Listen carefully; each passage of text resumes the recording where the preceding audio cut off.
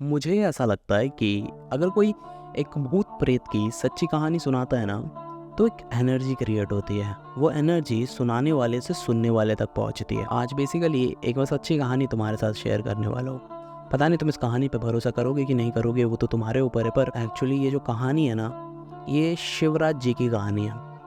And Shivraj ji मुझसे कैसे मिले, मैं उनसे कैसे मिला, और ओवरऑल इस कहानी तक मैं कैसे पहुंचा। ये किस्सा बहुत इंटरेस्टिंग कहानी है एंड गांव की कहानी है। जब तुम इसे सुनोगे तो तुम्हें भी शायद मज़ा आए। मेरा एक दोस्त है पंकज नाम का, वो बेसिकली फिल्म मेकर है एंड उसे एक ड्रामा फिल्म शूट करनी थी। उसके लिए उसे एक लोकेशन चाहिए था गांव का। एंड उसने मुझे कहा कि भाई 5 दिन का शूट है, तू बता भाई तेरे क्या प्राइस है, मतलब 5 दिन के लिए how much you will charge for it. मतलब एक शॉर्ट फिल्म शूट करना था मैं। तो मैंने बोला भाई ठीक है, बताओ कहाँ पे क्या करना है, कैसे करना है। उसने बोला गाँव का सीन है, वहीं पे रहेगा तो 5वें दिन। मैंने बोला ठीक है, डेट बताओ। मेरे पास और भी वक्त था, मैंने वो वक्त पकड़ा। मैं दिल्ली से उत्तराखंड के लिए निकल गया। 5 लोगों की टीम होगी। हम एक गाँव में पहुंचे। उस गाँव का नाम पता नहीं क्या नाम था, उस गाँव का भूल गया मैं। इस गाँव में एक खासियत थी ये कि इस गांव के अंदर ना कोई भी मतलब होटल नहीं था, स्टे नहीं था, मतलब सबके अपने अपने घर थे। तो हमें रुकना तो था ही। तो मेरे दोस्त ने बोला कि भाई एक काम करते हैं, किसी के घर पे जाते हैं, उनसे बातचीत करते हैं एंड 5 दिन 6 दिन जो भी हम लोग रुकेंगे उनको पे आउट दे देंगे एंड हमें एक जगह दे देगा, स्पेस दे देगा एंड खाने पीने के लिए भी उन्हें ही बोल देंगे। और उसने वो किया, उसने सारी चीज़ मैनेज कर दिया। और मेरा बेसिकली इतना ही काम था कि मुझे सिनेमाटोग्राफी संभालनी थी उस ओवरऑल फिल्म का। हमने पहला दिन शूट किया, उसने सारा सीन निकाला, हमने सारा शॉट आउट करा, मस्त गया शूट। एंड शाम हो चुकी थी, हम शूट वूट करके अपने गियर वियर सेट करके रख दिया। एंड घर के बाहर ना मतलब सब लोग बैठते थे, मतलब ठंड का समय था तो सब लोगों ने आग वाग जला रखा था। तो वहीं थे शिवराज अंकल, जिस घर में हम रुके थे ना, वहाँ से सिर्फ 2 या 3 घर छोड़कर ही उनका घर था। और सब लोग उन्हें ना शिवराज जी कहते थे। वो मे बी शायद 75 ईयर उनकी एज होगी। हम सब बैठे, वहाँ आग वाग जल रहा था, हम आग वाग तापने लग गए, वो भी बैठे हुए थे। हमने एक दूसरे को किस्सा सुना रहे, भाई यहाँ पर ऐसा हुआ, वहाँ पर वैसा हुआ, मजे वजे ले रहे। एंड जब ऐसा एक माहौल बनता है तो उस माहौल के अंदर ना मतलब लोग बड़ा क्यूरियोसिटी होता है भूत भूत की कहानी सुनने बुनने के लिए। तो सब एक दूसरे को कहानी सुनाने, इसके साथ ऐसा हुआ, इसके साथ इधर वो हुआ। जिस बंदे ने मुझे यहाँ हायर किया था ना, उस बंदे ने उन शिवराज जी से बात कर लिया कि अंकल जी आपके साथ तो ऐसा कोई किस्सा हुआ ही होगा भूत का, आपको तो पता ही होगा। और मेरे दोस्त की तरफ देखते हैं और कहते हैं कि हाँ बेटा है तो एक किस्सा, सुनना चाहोगे?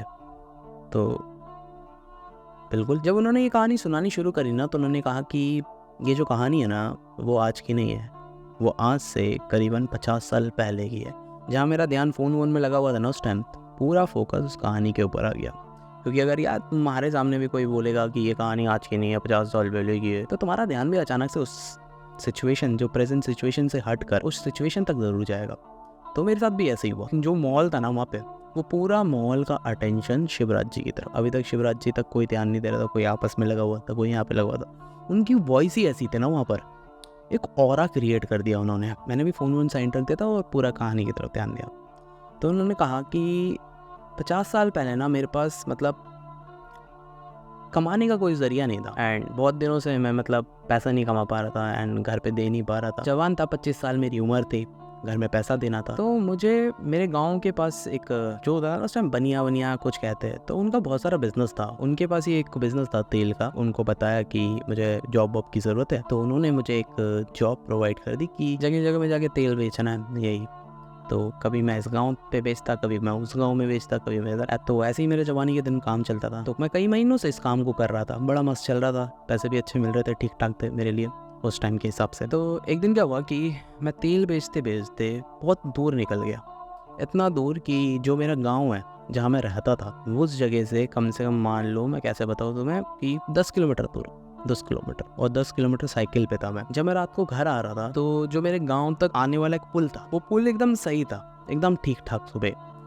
और जब मैं रात में वहाँ से आ रहा था, मैंने देखा कि वो जो पुल है ना, वो पूरी तरीके से टूट चुका है। और पुल जो था ना, वो बहुत पुराना था, लकड़ियों से बना रखा था, पता नहीं कैसे टूट गया था। तो मुझे पता था कि एक और रास्ता है जो जंगल की तरफ से होकर मेरे घर तक आएगा। अब शिवराज जी कहते हैं कि सबसे बड़ी प्रॉब्लम मेरे लिए ये हुई कि उस दिन मेरी माँ की तबीयत खराब थी सुबह। तो उनके लिए वैद्य जी से मुझे दवाई लेनी थी, जो मैंने दूसरे गाँव से ले लिया था। अब मुझे जल्दी आना था, शाम के 8 बजे तक घर पहुंचना था। लेकिन काम करते करते मैं बहुत ज़्यादा लेट हो चुका था, बहुत ज़्यादा रात हो चुकी थी, और मुझे अब जल्दी से किसी भी हालत में अपनी माँ तक पहुंचना था और ये दवाई पहुंचानी थी। तो रात भर उस पुल के पास बैठने का कोई सवाल ही पैदा नहीं होता, क्योंकि यार टेंशन है, घर तक माँ को दवाई भी पहुंचानी है। दिमाग में एक टेंशन भी चल रही थी कि माँ की हालत कैसी होगी। तो मैंने सोचा कि ठीक है, हम लोग ये जंगल वाला रास्ता लेंगे। और तो मैंने जंगल के रास्ते चलना शुरू किया। उस ज़माने में हमारे साथ क्या होता था कि हमारे लिए ना कोई भी इंटरटेनमेंट का सोर्स नहीं था। जो तुम लोगों के पास है ना आज, जो फ़ोन के अंदर घुस जाते हो, कुछ यूट्यूब पे जाके या कहीं पे भी जाके तुम लोग अपना इंटरटेनमेंट ले लेते हो, मतलब अपना टाइम पास कर लेते हो। हमारे साथ नहीं था। हमारे पास जब खाली समय होता था तो हम क्या करते थे, एक दूसरे को किस्से सुनाया करते थे कि हाँ इस फलाने ढिंगाने में ऐसा हुआ ऐसा। और ख़ासकर भूतों की कहानी, और यही सारी किस्से जो मेरे दिमाग में चल रहे थे उस जंगल में चलते वक्त, यही सारी चीज़ें थी। और उस जंगल में मैं अपने साइकिल लेके और टॉर्च लेके चलते जा रहा हूँ। पूरा अंधेरा जंगल, जो सड़कें भी थी वो बहुत ही कच्ची थी। सड़कें भी थी वो सड़कें नहीं थी, एक तरीके से घास थी जिसके ऊपर मैं साइकिल चला रहा था। इन चीज़ों का डर लग रहा है कि कहीं से कोई मुझे अटैक ना कर दे, कोई डाकू मुझे पकड़े ना ले और मैं गलती से कोई डाकू के इलाके में ना पहुंचूं। और मैंने सुना था इस बारे में कि ये जो जंगल है वो डाकू वाला जंगल है, मतलब डाकू रहा करते थे। अभी रह रहे कि नहीं रह रहे उसका मुझे अंदाज़ा नहीं था, लेकिन इतना पता था कि इधर डाकू वाकू रहते हैं जो लूट लेते हैं। इन लोगों का उस ज़माने में बहुत ज़्यादा डर था। तुम्हें तो पता नहीं होगा ना, तुम्हें इस चीज़ का फील होगा कि कितनी ज़्यादा डरावनी बात थी कि कोई डाकू तुम्हारे सामने आ जाए। और बाकी जंगली जानवर तो है ही। अब जितना इन जंगलों के अंदर ना डर अंदर से ना पैदा हो जाता है, मतलब डर जो होता है ना वो अंदर ही अंदर पैदा होता रहता है। वो पूरा चीज़ ना मतलब जस्ट फोकस होता है कि कब मैं ऐसे बाहर निकलूंगा। अब शिवराज जी के साथ एक बड़ी अजीब सी चीज़ पता है क्या होती है, वो जो साइकिल चला रहे होते हैं और एक टॉर्च इनके हाथ में होता है, एंड एक औरत उनके साइकिल के सामने आके गिरती है झाड़ियों में से निकलकर। शिवराज जी वहीं के वहीं साइकिल रोक देते हैं। अब जब ये साइकिल रोक देते ना, वो उनसे बात करने क्या चाहे उससे पहले जो वो औरत है उनके सामने रोना शुरू कर देती, कहती कि भैया मुझे प्लीज़ बचा लो, वो लोग मेरे को नहीं छोड़ेंगे, इस तरीके से। अब जो शिवराज जी होते हैं ना यहाँ डर जाते हैं इस मौके पे। पता क्यों?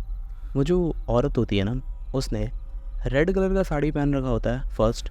सेकेंड थिंग, उसके पूरे शरीर पर चोट के निशान होते हैं और उसके जो कपड़े होते हैं ना फटे होते हैं। शिवराज जी हमें कहते हैं कि बेटा मैं तो तुम्हें बता भी नहीं सकता कि वो औरत किस हालत में थी वहाँ पर। वो मेरी बात ही नहीं सुन रही है, वो बस कहते जा रही है कि मुझे प्लीज़ बचा लो भैया, और कंटिन्यूसली रोए जा रही है। जैसे ही मैं देखता हूँ कि लेफ्ट साइड से कुछ लोग भाग के आ रहे हैं और उनके पैरों की आवाज़ आ जाती है और लड़की रोई जा रही है, बोले प्लीज़ मुझे बचा लो भैया, तो मुझे यकीन हो जाता है कि शायद ये कोई भूत का सीन नहीं है, ये जो लड़की है सच में अभी मुसीबत में और मैं इसे छोड़ नहीं सकता। मेरा फ़र्ज़ बनता है कि इस लड़की को मैं बचाऊँ। काम करो जल्दी, और साइकिल पर बैठो। वो साइकिल पर बैठाते जितनी तेज़ से साइकिल चला सकते चलाते हुए निकलते। वो कहते कि बेटा मैं इतना ज़्यादा डरा हुआ था ना उस मोमेंट पे, मैं अपनी जीवन में कभी नहीं डरा, क्योंकि एक तो मुझे इस बात का डर था कि इस लड़की को कुछ ना, सेकंड अपनी जान की भी फिक्र थी, और क्या पता वो डाकू और वो फायर करते वहीं मैं मर जाऊंगा। मेरे घर पे मेरी माँ बीमार पड़ी है, मैं कभी भी उनको अपनी शक्ल तक नहीं दिखा पाऊंगा।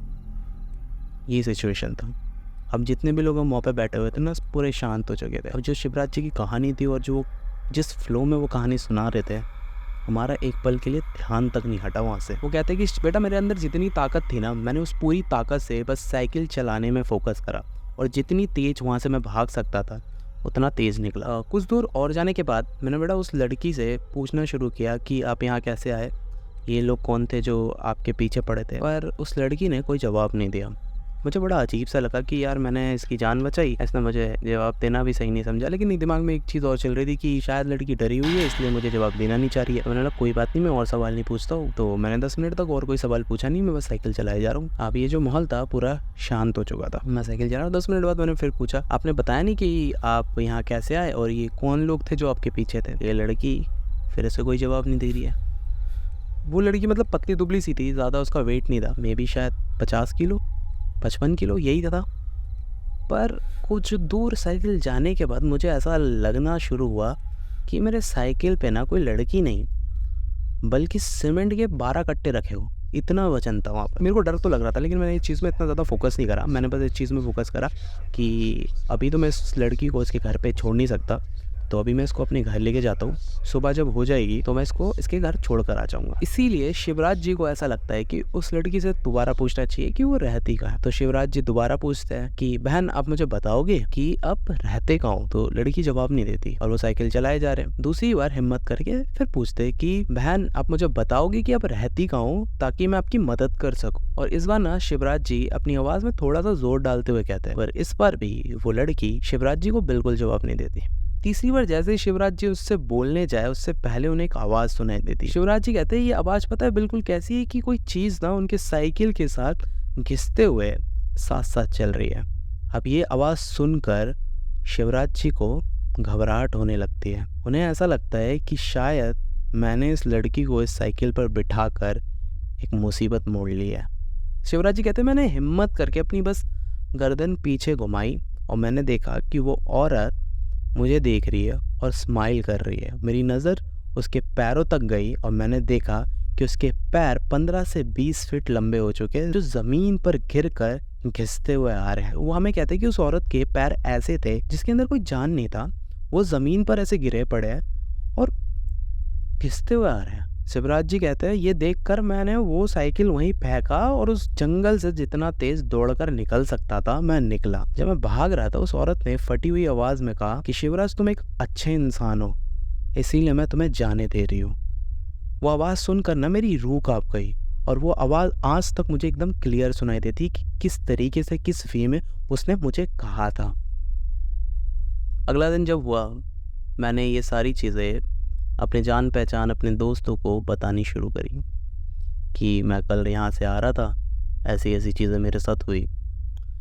तो मेरे दोस्त ने बताया मुझे कि जिस पुल के बारे में तुम बात कर रहे हो ना, आज सुबह ही मैं वहाँ से सब्जी लेकर आया हूँ और वो पुल पूरी तरीके से सही है। तो दूसरा दोस्त बोला कि जो चीज़ें तुम्हारे साथ हुई है ना, वो छलावा थी।